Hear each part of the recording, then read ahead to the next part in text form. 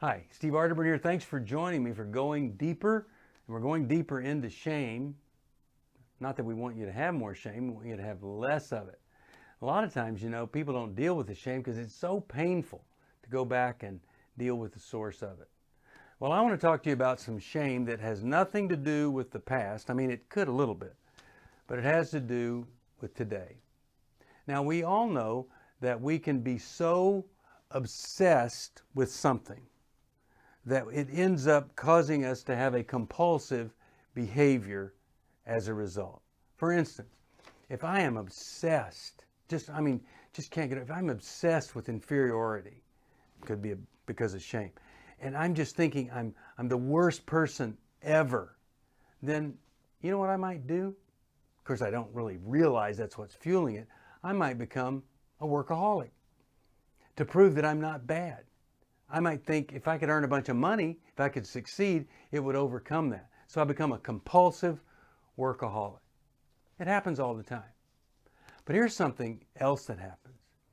We go along in life and we discover there's this thing called mood alteration.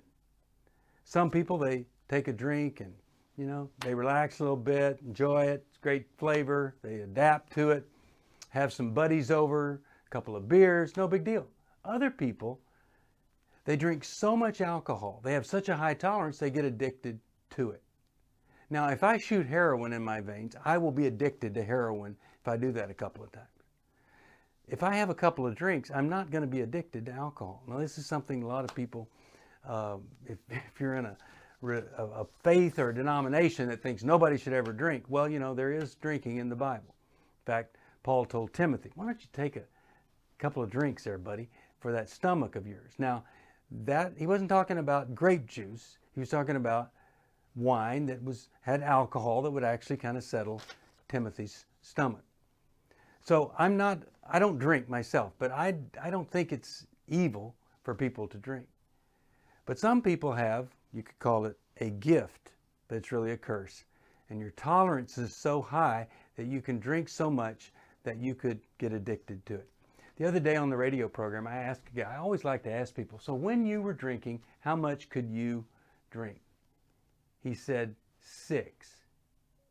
I said, well, 6 beers? That's not much. No, 6 six-packs in a day. 36 beers in one day. Now look, I'm telling you something.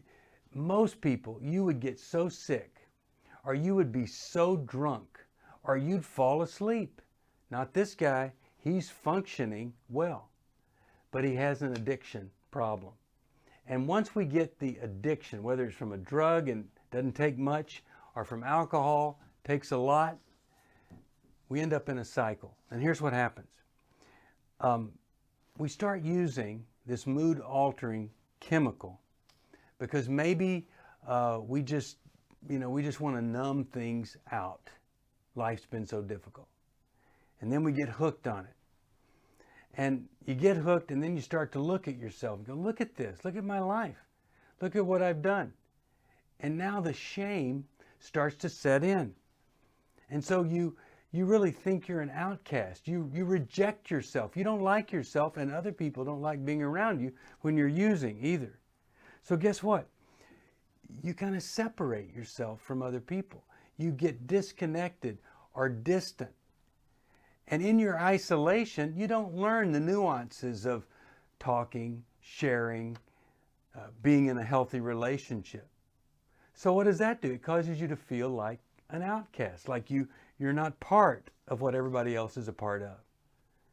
And so you kind of behave in strange ways. People go, what's the matter with him? He's kind of weird. And then you do inappropriate things. You don't have good boundaries. You don't care about other people. You kind of have a self-obsessed, always a center of attention, always blundering, always the problem. So what do? Well, all of that results in shame. What do you do with shame? Go back to your drug or your alcohol and try to numb it down. And it just gets worse and worse until you reach that point where you finally, what we call, hit bottom, where the pain of staying the same becomes greater than what you would imagine the pain would be of getting better, of giving up whatever it is that you're dependent on or addicted to, and then living life free from it. Now, I've worked in alcohol and drug treatment since 1977, and I've seen some guys that, I mean, they could not go an hour without putting alcohol in their system. They were so fragile. I understand how difficult it is to give something up. One of the greatest Christians in this world, Johnny Erickson Tata, chronic pain. The drug fentanyl came out, and the pharmaceutical company that was selling it told all the physicians, this is not addictive, but it really helps. Johnny told me that she got addicted to fentanyl. Her doctor gave it to her. She just innocently took it, and then she got addicted to it. Said it took her a year to get off of it. What a horrible thing. So you don't have to be a bad person to get addicted.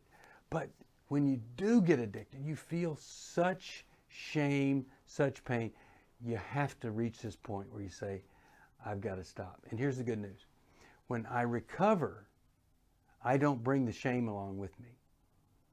I'm truly trusting God with my future, with my addiction, with my relationships.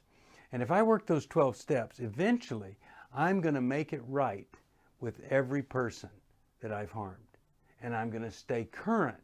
And when I mess up, I'm going to admit it.